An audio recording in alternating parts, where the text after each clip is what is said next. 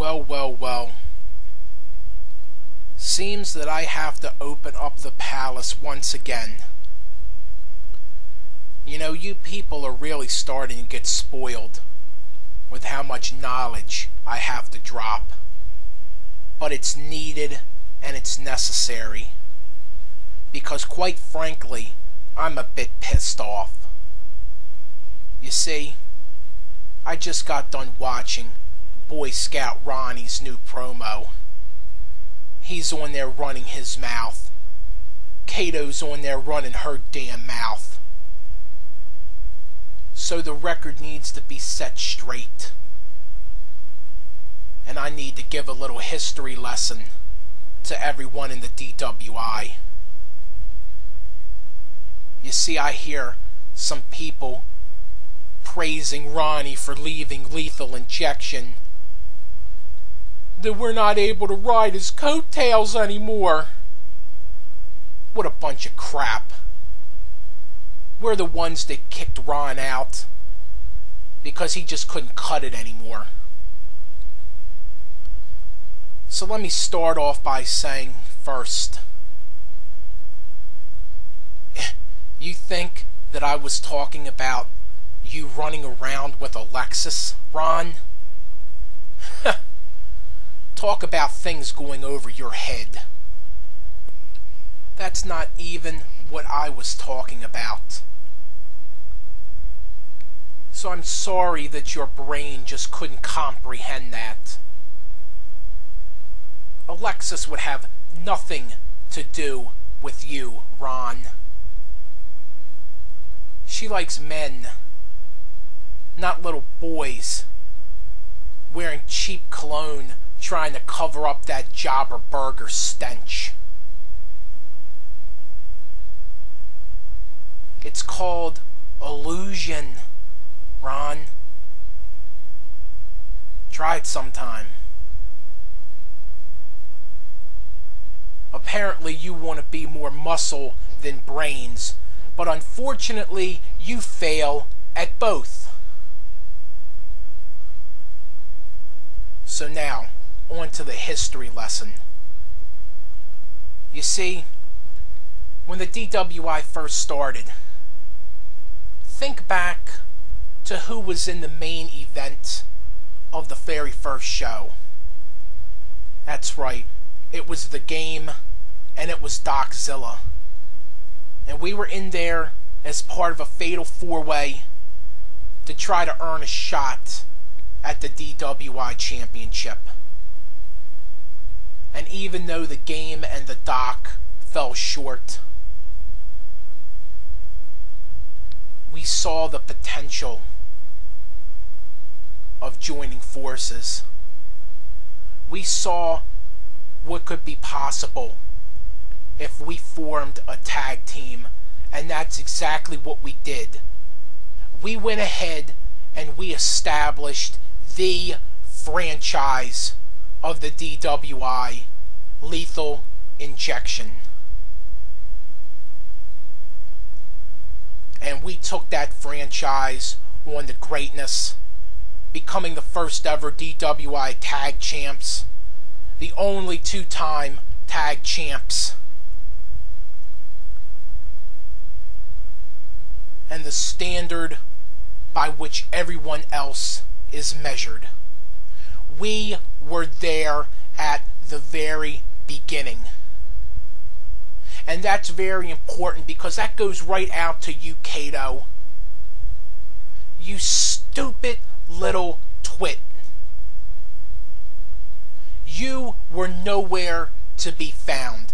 You were not there at the beginning, so you have absolutely no right and no knowledge to speak of anything that happened around that time.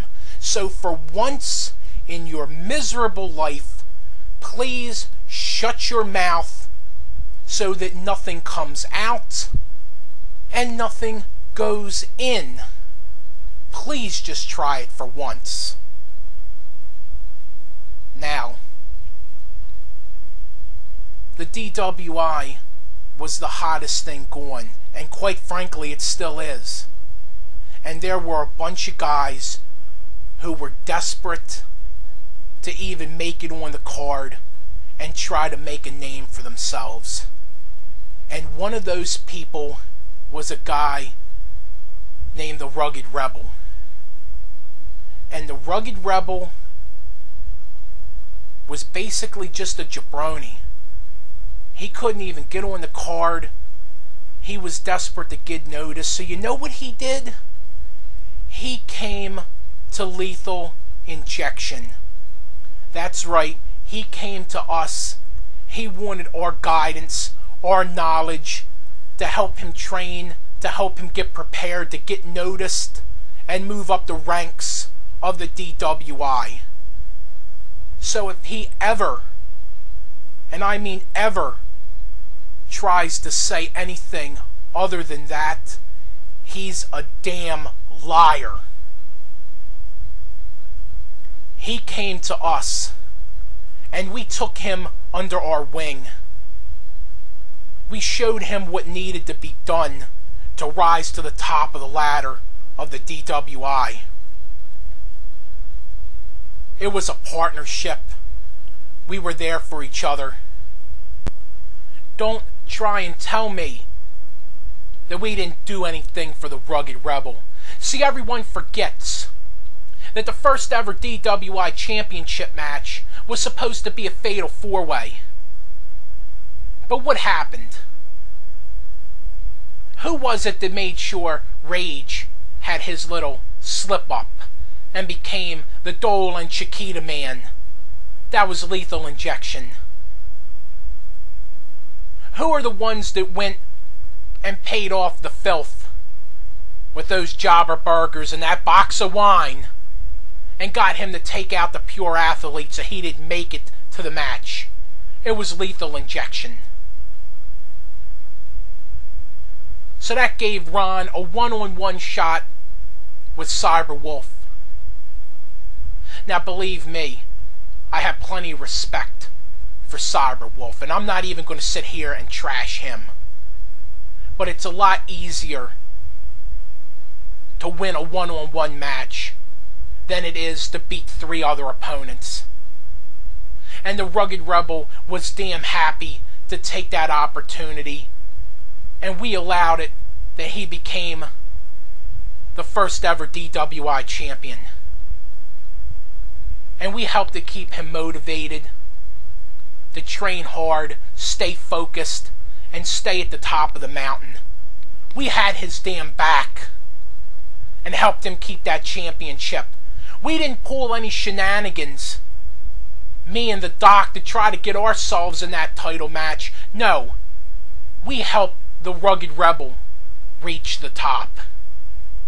But no, we didn't do anything for him. We're the ones riding his coattails. What a bunch of bullshit.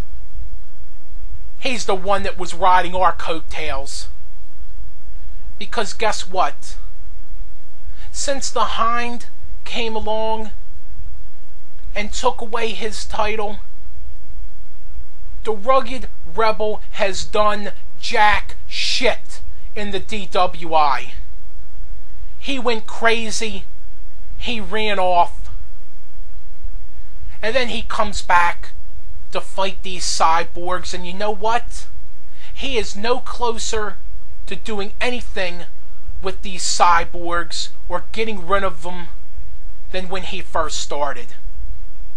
Just like Benny hasn't done anything, neither has Boy Scout Ronnie since that time.